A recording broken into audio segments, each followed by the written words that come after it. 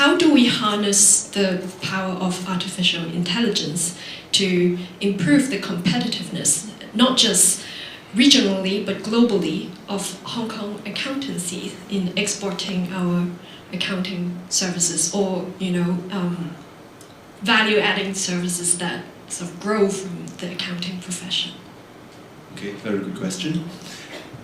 One more question.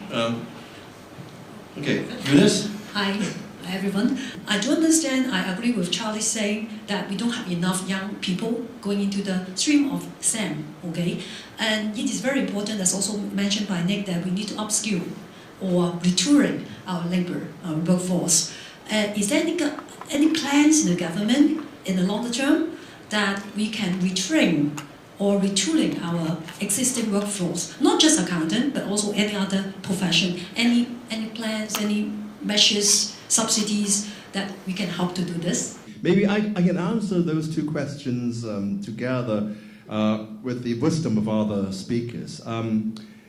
For accountants, or increasing our competitiveness, of course, AI is really important. And what we have been discussing, for example, how to change mindset or retooling ourselves, including the students or the workforce, is important. And I think after this conference, I'm sure I will include in one of the key suggestions to the Chief Executive in my policy address proposals is the kind of education, direction and policy and the quality of our workforce. This is really the key, and this is important. And I really agree with Jacqueline, who mentioned about professional accountants. In fact, when I was trained in the Big Four in London, over half of our students are not business related or accountancy graduates. They read classics, they read Latin, they read history. And it is that wider perspective which gives the firm or the organization its very diversified culture and different perspectives into seeing things. And I think we need to broaden our curriculum. We need to change the curriculum of our professional exams. That is very important, and that's why so many representatives of the professional bodies are here today.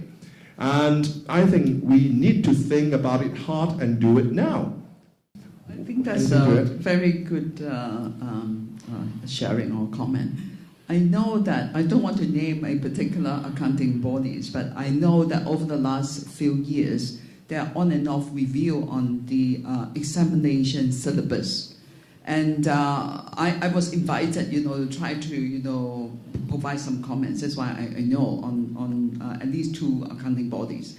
So what I find out is because I think the one that, quite a lot of, the subjects that actually we require. If you, after the exam, if you really ask the students to really to try to survive and really try to, so-called add value to the organization, I would say most of them do not work. And actually cannot make us survive. Soft skills not there.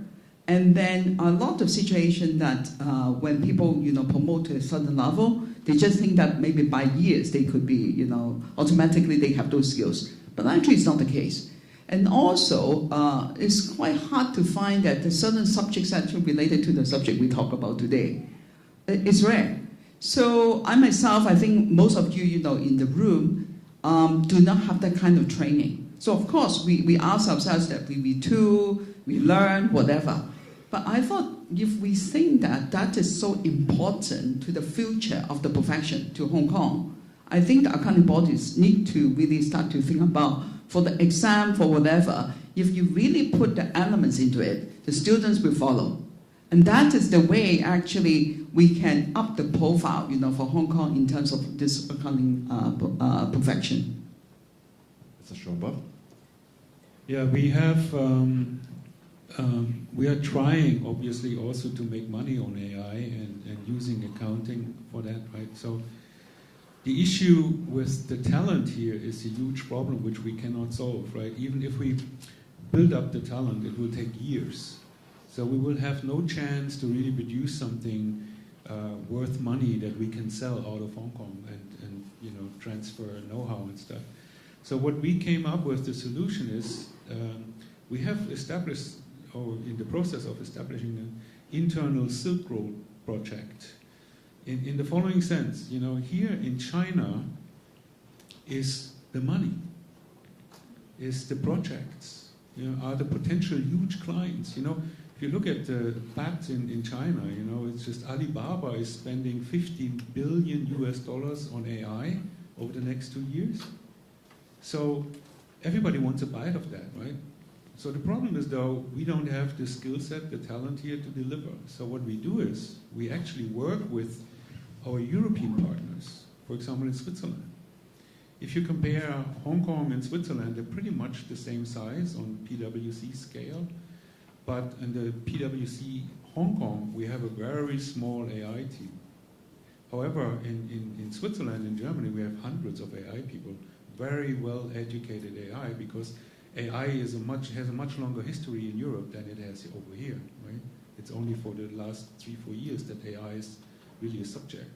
So we are combining resources and trying to produce products where we do the production in Europe and try to get the client and the business over here.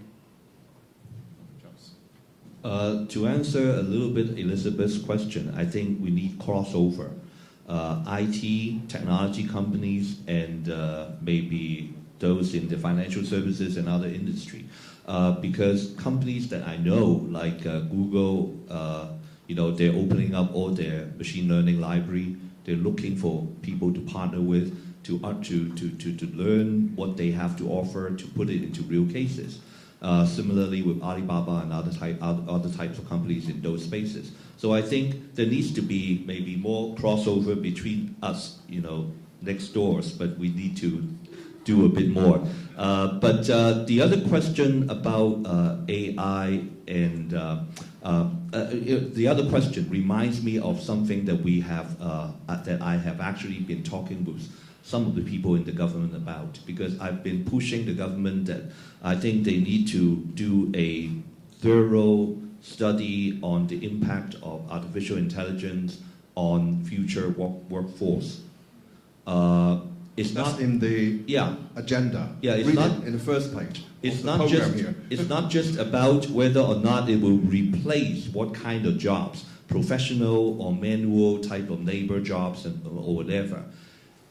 It is really about a change in the whole economic activities, the industries, where the government's revenues might be coming from, and so on. It's a total change. But unfortunately, some of the answers that I have been given so far is at the level that they are saying that, well, we are taking well care of it. Another study may not be necessary, but if we taking the experience from Hong Kong's previous change from a manufacturing to a service economy, and today we are much better prepared because we have a lot of government programs to help retrain people. I think that is wrong, because we're not talking about the same kind of change that we're seeing today, comparing the so-called manufacturing to service industry change. It is a lot more difficult or complicated and so on. I don't need to go into the details. So I think that mentality is a little bit not satisfactory. So I guess we still have to try to get our message to the government to make sure that they really realize that this is really something very different that we're looking at this time.